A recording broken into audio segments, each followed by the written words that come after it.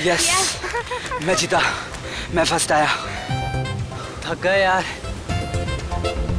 चल कुछ और गेम खेलते हैं। फुटबॉल खेलें? नहीं यार, कुछ बैठने वाला गेम खेलते हैं। अंताक्षरी? नहीं।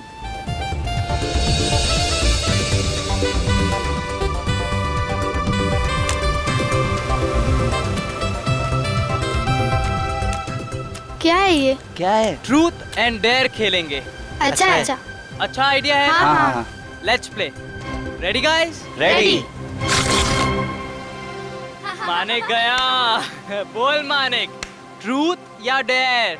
डेयर। बोल क्या करना है? पक्का? पलटेगा तो नहीं? नहीं पलटूंगा यार, बोल। जाके हम सब के लिए नारियल पानी लेके आ, वो भी अपने पैसों से। गया आज ये। देख लूंगा यार, तेरी बारी आने दे। 5 स्टार होटल में पार्टी लूंगा। जा जा जा। रोहन रोहन, बोल ठाकुर, सच बोलेगा या करतब दिखाएगा? सच बोलूं और तेरे सामने? हम तो करतब दिखाएंगे। चल ठीक है, फिर जा उस समंदर में जाके डुबकी मार, वो भी 5 मिनट तक। ठीक है, तुझे पता है ना कि मैं तैर नहीं पाता हूँ। तो मैंने कब बोला तुझे तैरने को? मैं तो बोल रहा हूँ जाके डुबकी लगा। 5 मिनट कैसे रह पाएगा वो? Be fair. चल ठीक है, तेरे लिए 2 मिनट, इतना तो कर सकता है ना डरपोक? ठीक है मैं डरपोक नहीं हूँ। हाँ मैं तो कहता हूँ तू जागृति की चूड़ियाँ पहन ले। ठीक है चुप हो जा, वरना क्या करेगा? है चुप हो जा तू। क्या करेगा तू? क्या करेगा बता ना, क्या करेगा? अरे रुको। मार दूंगा तुझको, मैं बोल रहा हूँ। अरे रोहन रुक जा, उसमें कुछ है। दिखा, इसको खोल के देखते हैं।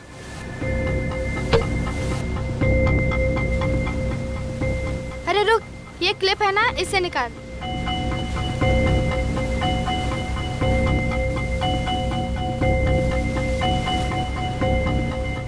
Thank you.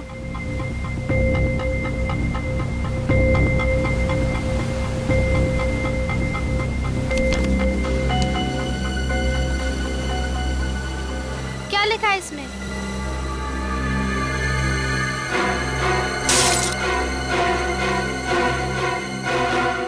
मेरे भाई ने मुझे गोली मार दी है और मैं मर रहा हूं। उसे इसकी सजा मिलनी चाहिए, उसने मेरा भरोसा तोड़ा है। मैं उससे मिलने इतनी दूर अपने शहर जा।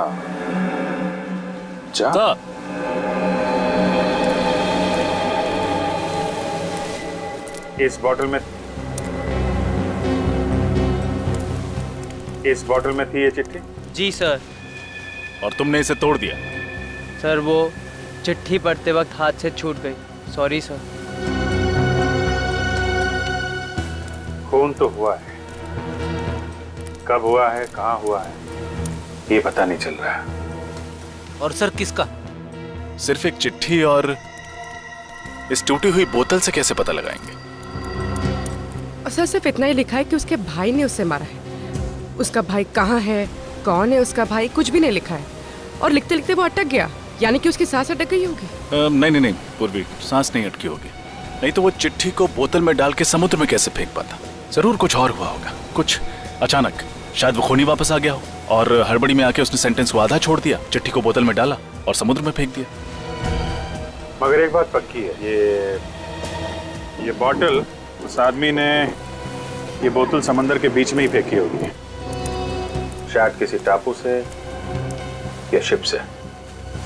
ये आदमी आया कहां से था, इस पे लिखा है ना, मैं उससे मिलने इतनी दूर अपने शहर जा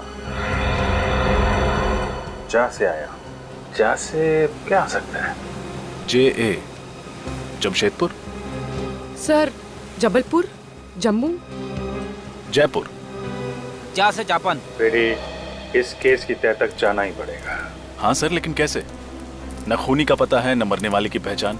हमारे पास तो कोई लाश भी नहीं है, बल्कि हमें तो ये भी नहीं पता है कि ये बोतल कितने साल पहले फेंकी गई थी।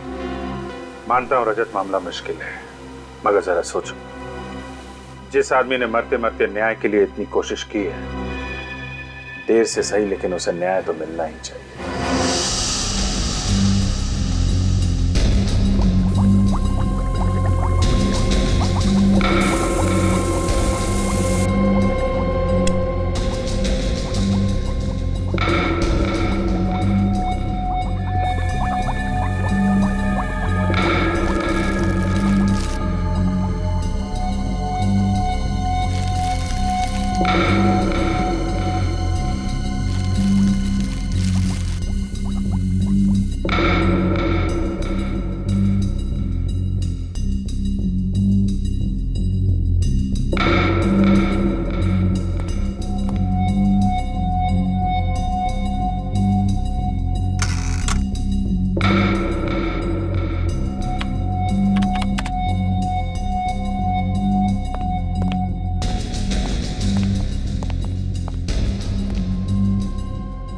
बहुत बिजी है, मुंडी ऊपर करने के लिए भी वक्त नहीं है। तो और क्या, मुझे 24 घंटे बिजी रखना तो तुम्हारा परम कर्तव्य है और मानना पड़ेगा बॉस, तुम अपने कर्तव्य को बहुत जिम्मेदारी के साथ निभाते हो।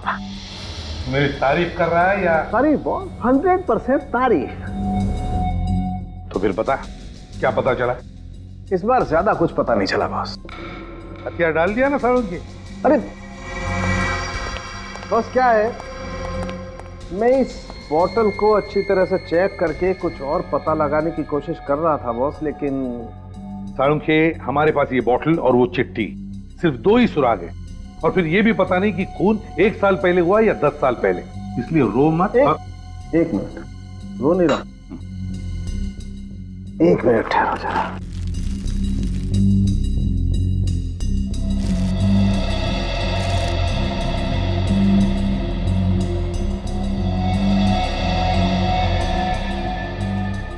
ये देखो सर, ये तो सफेद नमक की तरह लग रहा है सर। पता चल सकता है कि इसमें क्या था? ये बोतल एक शराब की बोतल थी और उस चिट्ठी को इस बोतल में डालने से पहले इस बोतल को खाली किया गया था। शराब की बोतल? हाँ राजा, अल्कोहल टेस्ट एकदम पॉजिटिव है। अच्छा साळुंखे, तू बता सकता है इस बोतल में कितनी पुरानी शराब थी? इससे अंदाजा लगा सकते हैं कि ये चक्कर कितना पुराना है। नहीं बस, ये मुमकिन नहीं है। फिर रोने लगा तू यार? अरे रोने की बात नहीं है। तो फिर? दरअसल इस बोतल में जितनी भी शराब थी वो सब उड़ चुकी और समंदर के खारे पानी में बहते बहते इसके के सारे केमिकल कॉम्बिनेशन बदल चुके हैं। मतलब इस बोतल के बारे में अगर हमें और जानना है, जैसे कि ये कहाँ बनाई गई, इसका डिजाइन क्या था, तो हमें इसके सारे टूटे हुए टुकड़ों को जोड़ना पड़ेगा। हाँ, कोशिश करके देख सकते हैं, लेकिन अच्छा साळुंखे, इस बोतल के अंदर जो वो चिट्ठी मिली है जिस पर खून लगा हुआ, उस खून का डीएनए टेस्ट तो किया है ना तुमने? हाँ सर। तो फिर क्या पता चला? ये खून किसी आदमी का है जिसकी उम्र 30 से 40 साल के बीच की होगी। लेकिन साहब, इसके अलावा हमें और कोई खास बात नहीं पता चली जिससे इस आदमी की पहचान हो सके। अच्छा, और कुछ नहीं? नहीं, क्योंकि खून पूरी तरह से सूख चुका है, इसलिए ये पता लगाना बहुत मुश्किल है कि कितने साल पहले इस कागज पर लगा होगा। लेकिन ये कागज, इस कागज से तो कुछ पता चला होगा। हाँ, ये कोई साधारण कागज नहीं है। मैंने इस कागज के छोटे से टुकड़े पर एक खास केमिकल टेस्ट किया है। ये देखिए सर, ये हरे रंग के दाग दिख रहे हैं आपको? हाँ। ये क्लोरोफिल के दाग है जो हरे पत्तों पे पाए जाते हैं, प्लांट सेल्यूलोज। सर, ये कागज कोई मशीन में बना हुआ कागज नहीं है, इनफैक्ट हैंडमेड पेपर है जो सूखे फूल और पत्तों से बनाए गए। और एक बात सर, इस पेपर पर यहाँ पर मुझे कुछ एम्बोस किया हुआ दिखा है।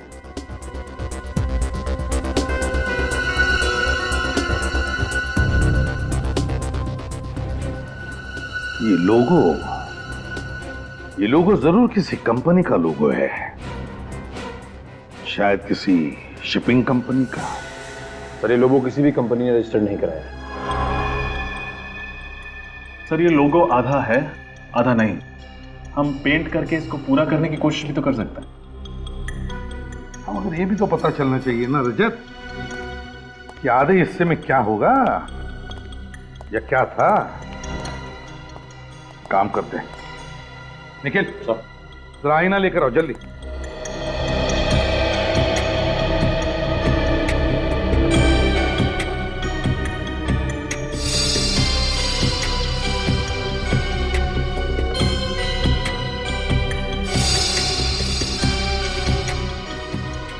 ये देखो सर, रिफ्लेक्शन में तो साफ दिख रहा है, बी अक्षर, कैपिटल बी।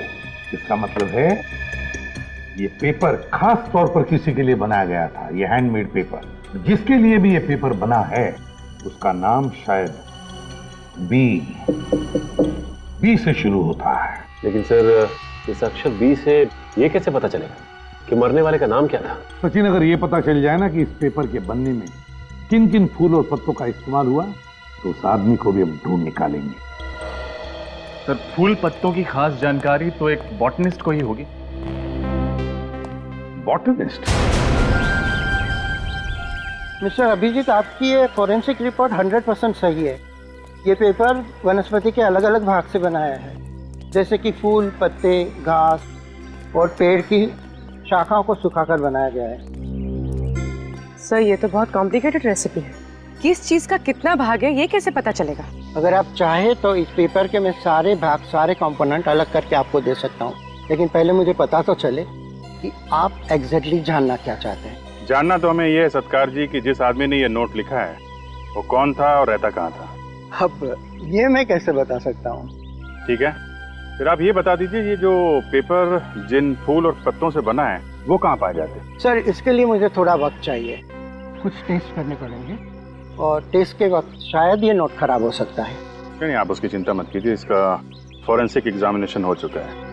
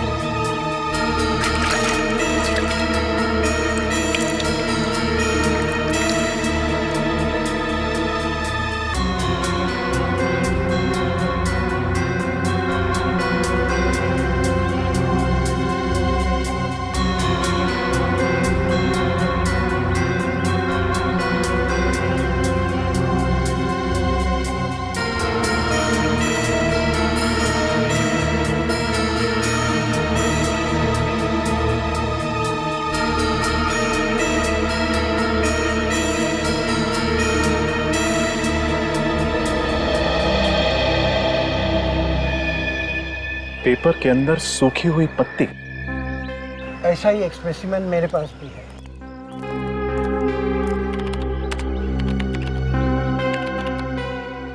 ये देखिए।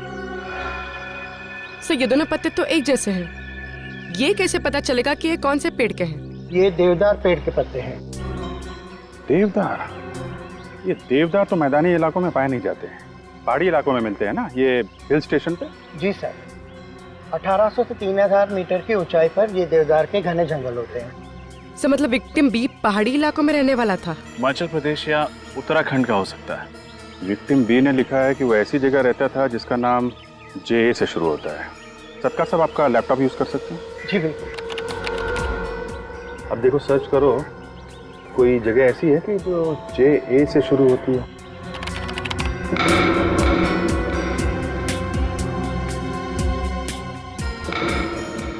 सर उत्तराखंड में तो ऐसी कोई जगह नहीं है। हिमाचल प्रदेश देखो।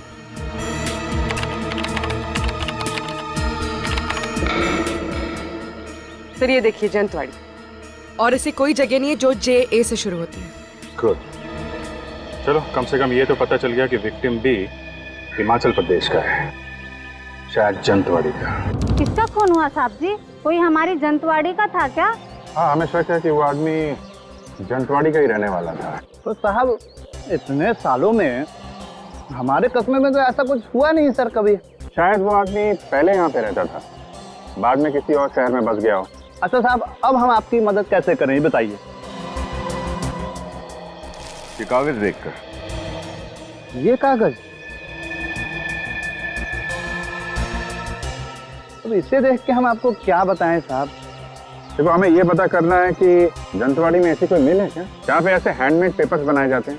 नहीं साहब, ऐसा तो कोई मिल नहीं है इधर। अच्छा, ये फूल और देवदार के पत्तों को सुखा के कागज बनाया जाता था ना, वो यहाँ पे कहीं बनता है क्या?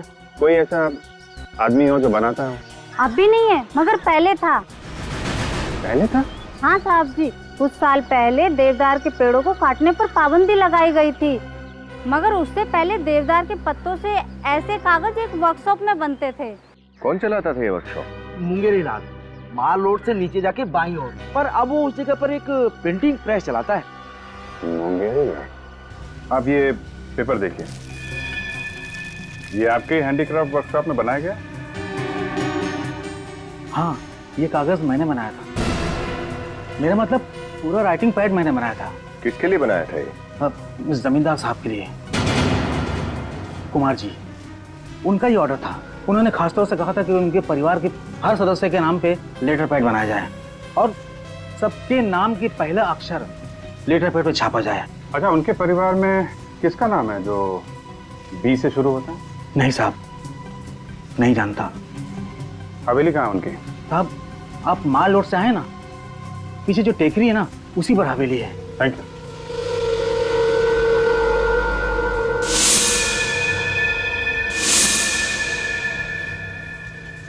हेलो,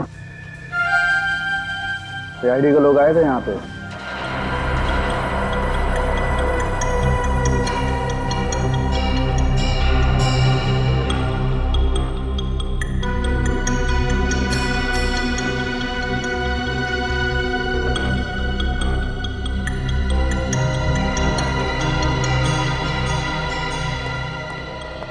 रजा, बॉटल बन गई? यस सर, हो गया। Wonderful, very good. सर, ये बॉटल की एक तरफ किसी कंपनी का लोगो छपा हुआ है। हाँ, ये क्या? और बॉटल की दूसरी तरफ 50 एम्बॉस्ड है।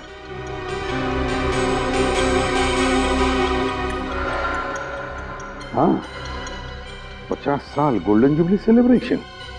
तो हो सकता है स्पेशल एडिशन के लिए कोई खास बॉटल बनाई हो। हाँ, हो सकता है। एक काम करो, इंटरनेट से पता लगाओ ये लोगो किस शराब बनाने वाली कंपनी का है।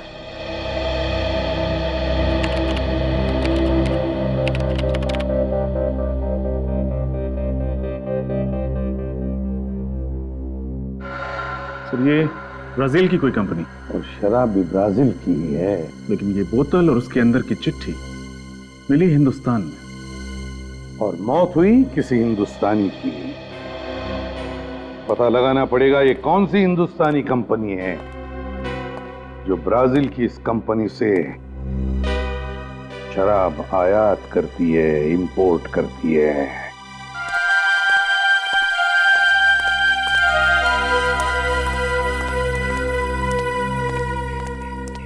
हवेली का हाल तो बड़ा बुरा है। देख के लगता है यहाँ पे सालों से कोई नहीं आया होगा। हाँ सर, वहाँ हवेली का गेट भी टूटा हुआ था। और ये देखिए, ये ताला, इस पे भी जंग लगी हुई है। सर, कोई बेवकूफ ही होगा जो इतनी करोड़ों की प्रॉपर्टी को सड़ने के लिए छोड़ रखा है, वरना रेंट पे दे देता, बेच देता, इसको होटल बना देता। क्या कर रहे हो? अच्छे घर के लगते हो। कुमार जी के बंगले में कैसे आए? किसको पूछकर फाटक लांग कर गए हो? देखिए, आप गलत समझ रही हैं। हम लोग तो रिश्तेदार हैं, कुमार जी के रिश्तेदार हैं। बाहर रहते हैं ना हम लोग, अमेरिका में। तो काफी सालों बाद यहाँ आए तो सोचा कुमार अंकल से मिल ले। यहाँ तो सब कुछ बंद पड़ा है, और कुमार अंकल फोन भी नहीं उठा रहे हैं। नंबर वंबर बदल गया क्या उनका?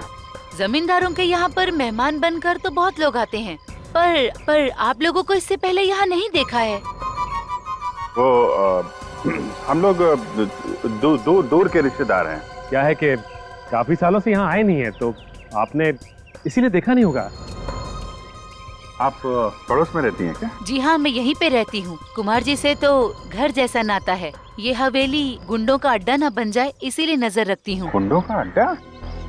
क्यों, कुमार अंकल के यहाँ कोई नहीं रहता क्या? यहाँ पे सब उल्टा पुल्टा हो गया है। अब कुमार जी का परिवार यहाँ पे नहीं रहता है, मुंबई में रहता है। कब से? 2005 से। क्यों है ऐसा क्या हो गया? कुमार अंकल हवेली छोड़ के मुंबई चले गए?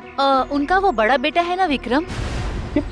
विक्रम ने क्या किया? वो घर संपत्ति के झगड़े में किसी रिश्तेदार को उसने चाकू मार दिया था। ये विक्रम भी ना, बेचारे कुमार अंकल कितना परेशान हुए होंगे। तो केस वेस बन गया होगा, पुलिस केस? नहीं, ऐसा कुछ नहीं हुआ। कुमार जी ने बात को दबा दिया और रातों रात घर छोड़ के चले गए। तब से इस हवेली में कोई आता नहीं है। उनका एक बेटा था ना, वो बा नाम। कौन? बलबीर? बलबीर। ये बलबीर भी मुंबई चला गया क्या? वो अकेले यहाँ कैसे रहता? वो अपने माता पिता के साथ चला गया। आप लोग इतनी दूर से आए, कोई फायदा नहीं हुआ। मुझे भी मंदिर जाना है। अब आप लोग भी जाइए। नमस्ते। Thank you.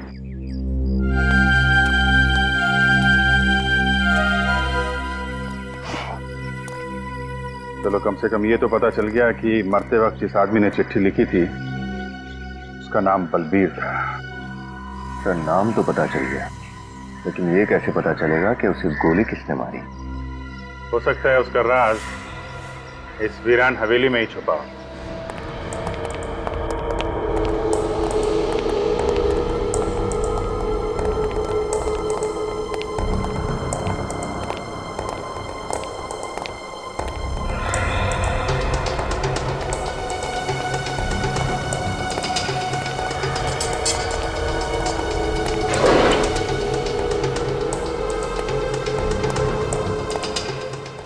चेक करो, शायद कोई काम की चीज मिल जाए।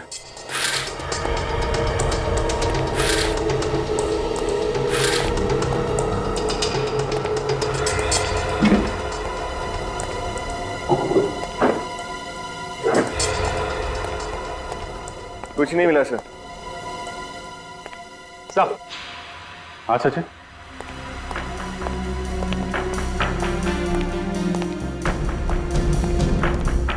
ये देखिए, बॉम्बे के कुछ नंबर, रियल स्टेट एजेंट्स। रातों रात हवेली छोड़ के भागे हैं तो मुंबई में घर तो चाहिए होगा ना? हाँ सर, तो ये लोग काफी अमीर लोग हैं। मतलब किराए के घर में तो नहीं रह रहे होंगे, कहीं ना कहीं फ्लैट खरीदा होगा या बंगलो खरीदा होगा। ये फ्लैट खरीदा या बंगलो, ये तो स्टेट एजेंट्स ही बताएंगे। मिनी, ये जो बाहर औरत मिली थी ना, रजनी, उससे इस घर में रहने वालों के स्केच बनवा लो। Yes sir. ये शराब इंडिया में सिर्फ 3 कंपनियां इंपोर्ट करती हैं और उनमें सबसे बड़ा इंपोर्टर मैं हूं। और इस पे जो 50 का मार्क क्या है? ब्राजील की कंपनी ने जब 50 साल पूरे किए तो उन्होंने एक स्पेशल कंसाइनमेंट तैयार की थी, limited edition. Limited edition? Yes sir, special edition. तो ये लिमिटेड एडिशन की शराब को इंपोर्ट करने का कॉन्ट्रैक्ट भी इन तीनों इंपोर्टर्स को मिला था? नो सर, सिर्फ मेरी कंपनी को ही मिला था। अक्टूबर 2007 का ये स्पेशल बैच था। अक्टूबर 2007 का लिमिटेड एडिशन। मुझे लगता है कि इस बलवीर का मर्डर उसी समय हुआ होगा। मिस्टर उत्तम, हमें लगता है कि बलवीर का खून किसी शिप में हुआ था। क्योंकि आप ये शराब इंपोर्ट करते हैं तो आप इसे सप्लाई भी करते ही होंगे। 2007 का रिकॉर्ड चेक करके बता सकते हैं कि आपने 2007 में ये शराब किस किस को सप्लाई किया था? हाँ सर, मैं अभी बताता हूँ। प्लीज।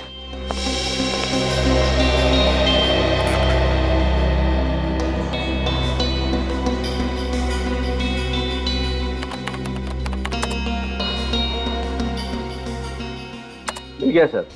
अक्टूबर 2007 में ये शराब 2 क्रूज शिप पर सप्लाई की गई थी, एक जेडियो और दूसरा डीएल क्रूज लाइन। जेडियो पर ये कंसाइनमेंट समय पर नहीं पहुंचे सर, इसलिए कंसाइनमेंट लिए बगैर ही उससे रवाना हो गई। दूसरी शिप अक्टूबर 2007 में ये शराब डीएल क्रूज लाइन पर 60 बॉटल का कंसाइनमेंट गया था। थैंक यू उत्तम जी, thanks a lot.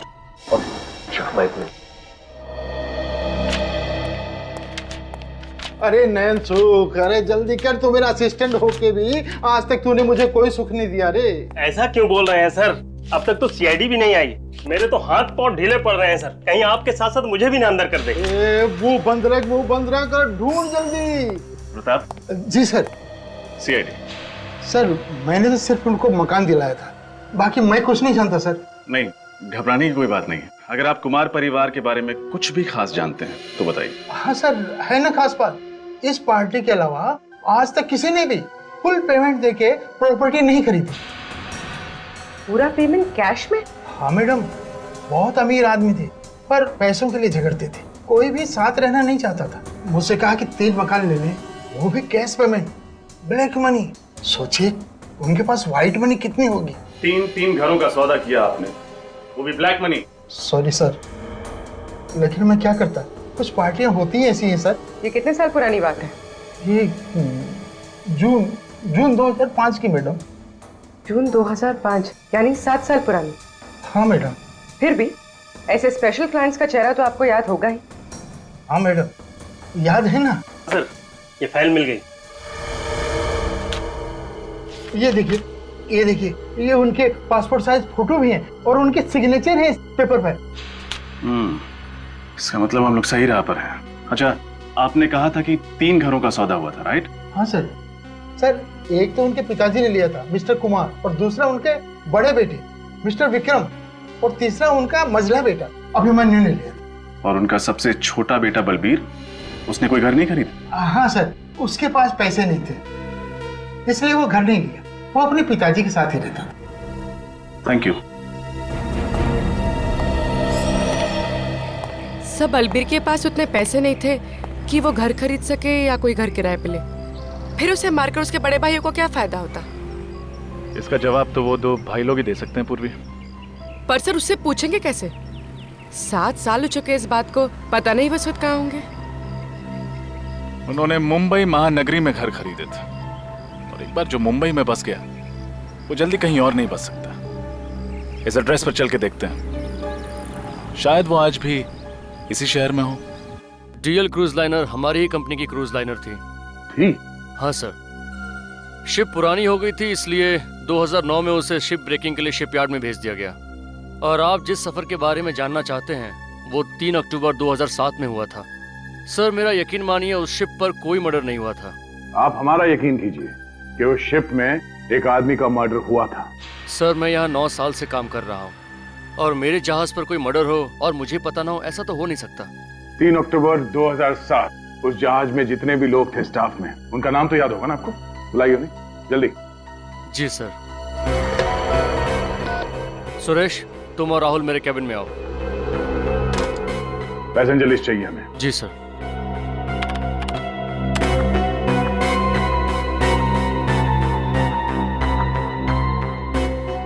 Balbir Kumar का नाम लिस्ट में है? हाँ सर, पर वो। हाँ सर। सर ये है राहुल और ये सुरेश। 3 अक्टूबर 2007 के दिन डीएल क्रूज पर ये दोनों ही थे। यस सर, उस जहाज के हर सफर का हिस्सा रहे हैं हम। पर प्रॉब्लम क्या है सर? प्रॉब्लम क्या है हम बताते हैं आपको। उस जहाज पे बलबीर नाम के एक पैसेंजर का खून हुआ था। खून? पर हमें तो वहां पर कोई लाश नहीं मिली सर। चलिए मान लिया कि आपको कोई लाश नहीं मिली, लेकिन एक बात तो तय है कि आपकी शिप से एक पैसेंजर गायब हुआ था।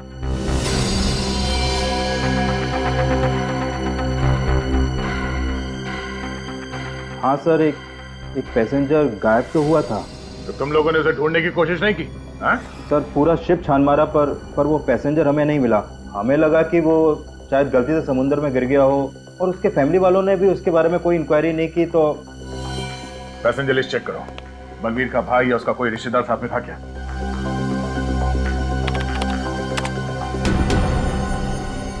नहीं सर, वो अकेला था। इसका मतलब यही हो सकता है कि बलबीर का भाई गलत नाम से एक झूठी पहचान पर सफर कर रहा था। हमें यहाँ बुलाने की वजह क्या है? आखिर चल क्या रहा है? बलबीर की मौत का आपको कैसे पता चला?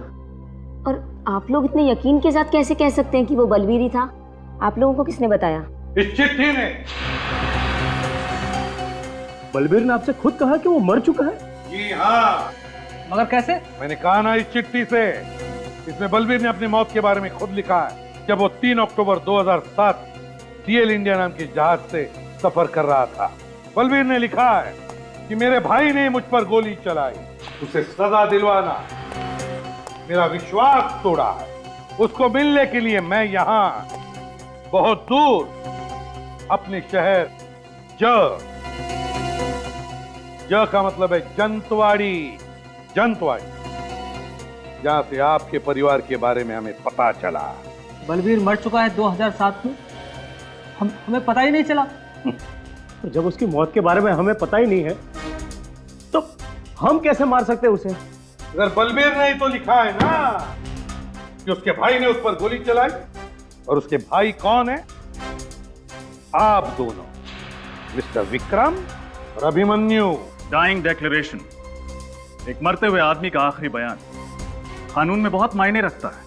सर उसने हमें क्यों दोषी ठहराया है, जबकि 3 अक्टूबर 2007 को हम डीएल इंडिया नाम की शिप पे थे ही नहीं। सर आप चाहें तो पैसेंजर की लिस्ट चेक कर सकते हैं। सितंबर 2007 के बाद हम बलबीर से मिले ही नहीं।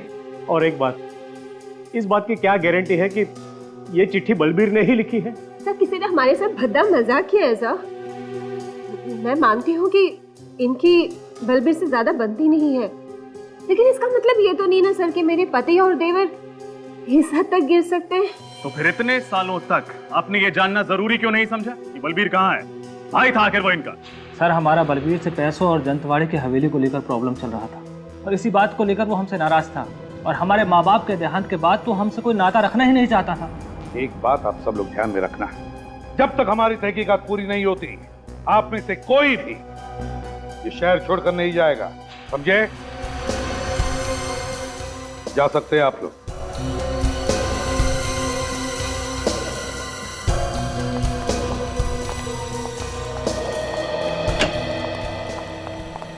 सर डीएल इंडिया से ट्रैवल कर रहे हैं सभी लोगों की डिटेल्स मिल गई है सर। बाकी लोगों का तो पता चल गया है, लेकिन एक प्रत्युषा नाम की लड़की है जो गलत नाम से ट्रैवल कर रही थी, और तो और जो एड्रेस दिया था उसने वो भी गलत है सर। प्रत्युषा, तो हो सकता है ये लड़की उस भाई के साथ मिली हुई हो उस खून में, और ये भाई गलत नाम पे ट्रैवल कर रहा हो। लेकिन सर पैसेंजर लिस्ट में बाकी जितने भी यात्री हैं उनके नाम और एड्रेस मैच करते हैं। मतलब सर बलबीर के दोनों भाई सच बोल रहे थे? हाँ, बलबीर के दोनों भाई सच बोल रहे थे।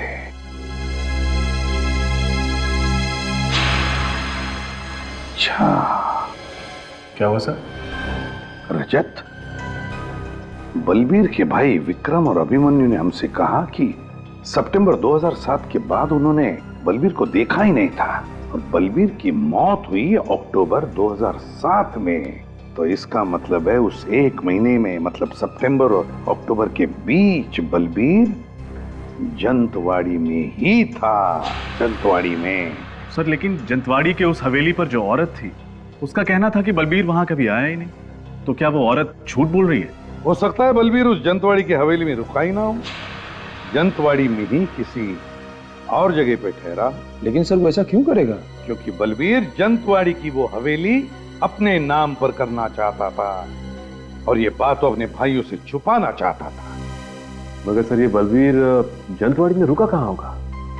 वो तो हम पता लगा ही लेंगे सचिन, पता लगा ही लेंगे, लेकिन उससे पहले ये पता लगाना चाहिए कि ये बलबीर जंतवाड़ी में किस वकील से मिला था।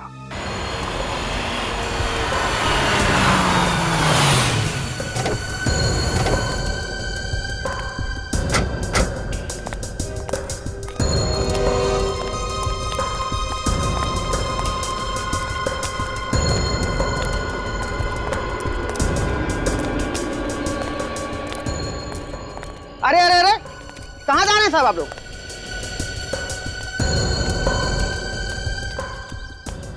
कहाँ जा रहे हैं साहब आप लोग? वो संजीव साहब से मिलना था। आप लोग कौन है? सीआईडी मुंबई। सीआईडी? आप ही लोग उससे मिलने गए हो साहब? वो क्या? मगर हमने तो उनसे कहा था कि हम यहाँ घर पे आ रहे हैं उनसे मिलने के लिए। पता नहीं साहब। लेकिन हमसे मिलने कहाँ गए, कुछ तो बताया होगा तुम्हें। माल रोड गए साहब। वो मॉल रोड? मॉल रोड पे क्यों? 15 मिनट पहले एक आदमी आया था साहब, उसने बोला कि माल रोड में सीआईडी आपका इंतजार कर रही है, और साहब उसी के साथ चले गए। वो समझदार आदमी किसी की बातों में कैसे आ गया? तुमने इस आदमी को पहले कभी देखा था? उसको साहब मैंने जंतवाड़ी में कई बार देखा साहब। कैसे दिखने में कैसा ही? सर वो सांवला सा और 5-5.5 फुट लंबा होगा साहब, और रंग बिरंगी टोपी पहना हुआ था और मुंह में पान चपाया हुआ था साहब। वो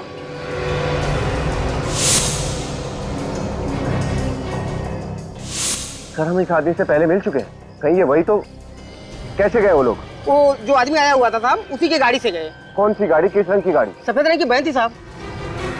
संजीव की जान को खतरा है, चलो। रंग बिरंगी टोपी पहने हुए था, जो शिमला में पहनते ना, वो सफेद वैन देखी नहीं?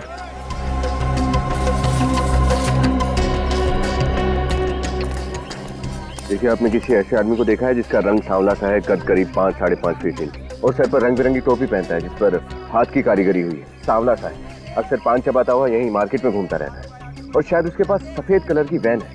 शायद आप मंगू की बात कर रहे हैं। मंगू? जी हाँ, वही। 1 नंबर का छटा हुआ बदमाश है वो। मॉल रोड पर अपना अड्डा जमा कर बैठा रहता है। आपने उसे देखा है क्या अभी? अभी हाँ, वो अपनी गाड़ी में इधर से ही गया है, उस तरफ। Thank you sir.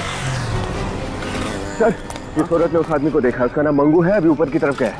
चलो। बचाओ बचाओ, हेल्प हेल्प। अब तू रोएगा और मैं हंसूंगा। चल। अरे छोड़ दो मुझे, छोड़ दो मुझे। अरे मैंने तुम्हारा क्या बिगाड़ा था? छोड़ दो मुझे। किसके लिए छोड़ दूं? हैं? अरे मेरी बात सुनो, तुम्हें जरूर कोई गलतफहमी हुई है भाई। छोड़ दो मुझे। किसके लिए छोड़ दूं? छोड़ दो मुझे। किसके लिए छोड़ दूं? अरे छोड़ दो मुझे। वकील बाबू, मुझे जाने दो प्लीज, मुझे जाने दो। मैंने तुम्हारा क्या बिगाड़ा है? प्लीज मुझे जाने दो। क्या है ना वकील साहब कि अगर आप जिंदा रहे तो बलबीर के बारे में सीआईडी को सब पता चल जाएगा। अब बलबीर का राज छुपाने के लिए मोटा पैसा लिए। क्या है वकील बाबू, आपकी जबान तो बंद होती नहीं है वकील साहब, मरना तो पड़ेगा ही ना आपको। देखो मैंने तुम्हारा क्या बिगाड़ा? तू मुझे क्यों मारना चाहते हो? मैंने तुम्हारा क्या बिगाड़ा? देखो मुझे जाने दो मुझे, प्लीज मुझे जाने दो। मुझे मत मारो।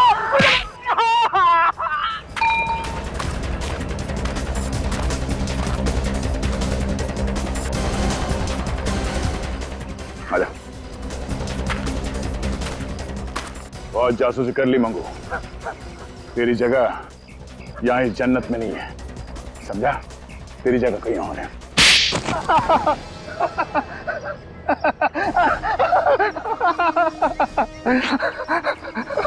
जो कुछ बताएगा सच सच बताना, वरना। साहब, मुझे सिर्फ इंफॉर्मेशन देने के पैसे मिलते हैं साहब। जमींदार साहब के बेटे बलबीर के विषय में कोई भी पूछताछ करता है, बस मैं उन्हें एक फोन लगा देता हूँ सर। किसको बताता था? अब एक औरत है, मैंने उसे देखा नहीं है सर। औरत? तो संजीव जी सर, आपके मुताबिक बलबीर का झगड़ा उनके भाइयों से था? हाँ सर, खानदानी हवेली को लेकर भाइयों में खूब झगड़ा हो रहा था सर।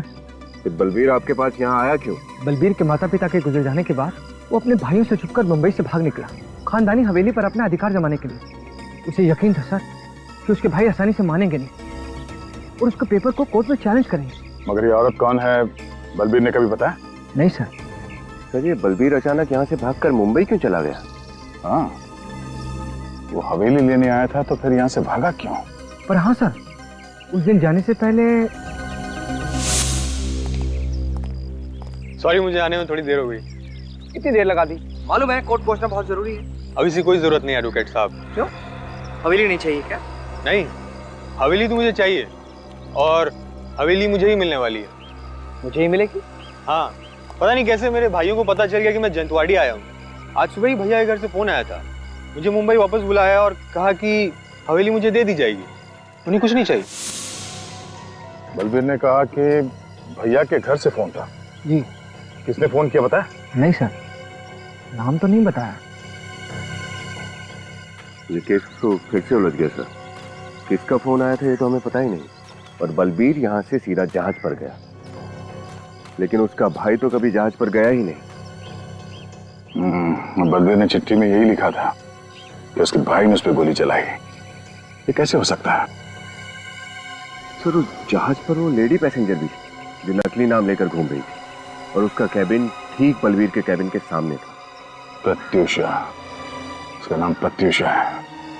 हाँ सर, हो सकता है कि उसी औरत ने बलबीर को पटाकर उस जहाज पर बुलाया हो, लेकिन सर उस औरत को ढूंढेंगे कैसे?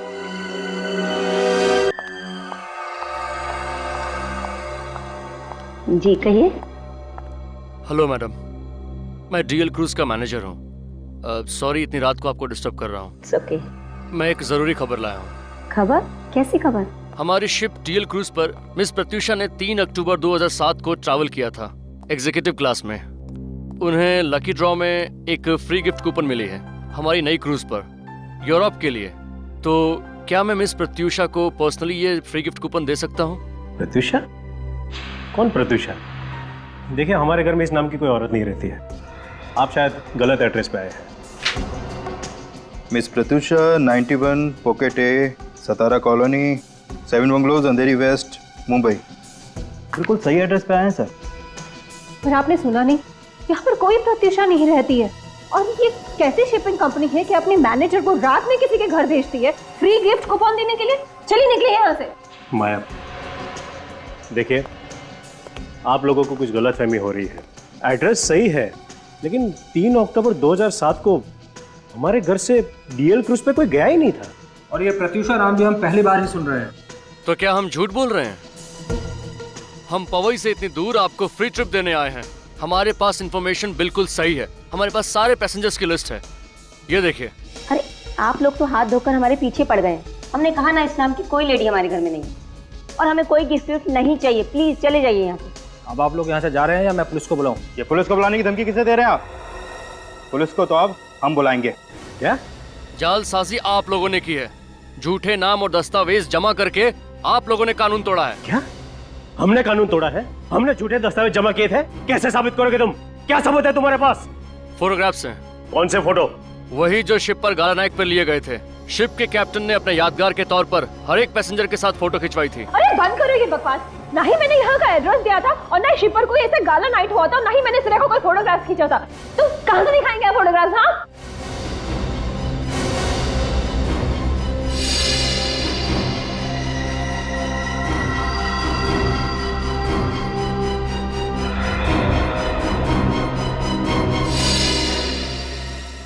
माया, क्या कहा तुमने? तुम्हें कैसे पता चला कि उस दिन क्रूज पर कोई गाला नाइट हुई नहीं थी और प्रत्युषा ने कोई फोटो नहीं खिंचवाई थी? क्योंकि ये उसी शिप में थी।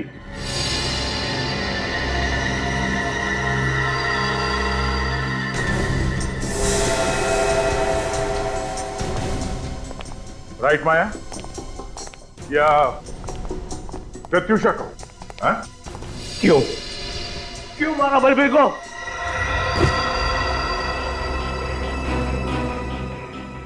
आपके लिए, अपने बच्चों के लिए। इन्होंने तो अपने हिस्से में मिली हुई सारी जायदाद जुए में हार दी। बिजनेस में भारी लॉस हो रहा था। इनका बिजनेस तो किसी भी दिन बंद हो सकता था। पूछिए इनसे। हम लोग जयंती और अभिमन्यु की तरह सुखी नहीं थे। हालात बिगड़ते जा रहे थे। हवेली को बेचकर जो पैसे मिलते ना, उससे हमारा सारा कर्जा उतर जाता। मगर ये बलबीर हवेली पर कब्जा करके बैठा हुआ था और ये इन्होंने भी तय कर रखा था कि हम हवेली में से अपना हिस्सा नहीं लेंगे, सब कुछ बलबीर को दे देंगे। मगर मुझे ये मंजूर नहीं था। इसलिए तुमने बलबीर पर नजर रखना शुरू कर दिया? हाँ, जब मुझे पता चला कि वो जंतवाड़ी पहुंच चुका है अपनी हवेली पे कब्जा जमाने के लिए, तो मुझे ये कदम उठाना पड़ा। उस वक्त विक्रम भी काम के सिलसिले से सिंगापुर गए हुए थे। और फिर तुम्हें साजिश रचने का पूरा मौका मिल गया। हाँ, मैंने मौके का फायदा उठाकर उसे फोन किया और उसे कहा कि उसके भाई उसे एनओसी देने के लिए तैयार है। पर तुम दोनों शिप पर कैसे पहुंचे? मैंने उसे कहा कि जब हमारे भी सारे गिले शिकवे खत्म हो चुके हैं, तो क्यों ना पूरा परिवार एक साथ क्रूज पर सेलिब्रेट करे। और मैंने उसे वादा भी किया कि वहां पर मैं उसे एनओसी पेपर्स दे दूंगी। भाभी, आपने तो कहा था कि सारे गिले शिकवे दूर हो गए हैं, फिर मेरे आने की खबर भैया से क्यों छुपाई गई? अरे मैं उन्हें सरप्राइज देना चाहती हूँ। जल्दी करो, वो दोनों डेक पर पहुंच चुके हैं। Come on. अच्छा, और वो एनओसी पेपर्स? वो मैंने अपने साथ ले लिया है, दोनों भाइयों के सामने दूंगी। चलेगा? हाँ, आप चलो। एक मिनट, मैं भी अपने डॉक्यूमेंट्स ले लेता हूँ।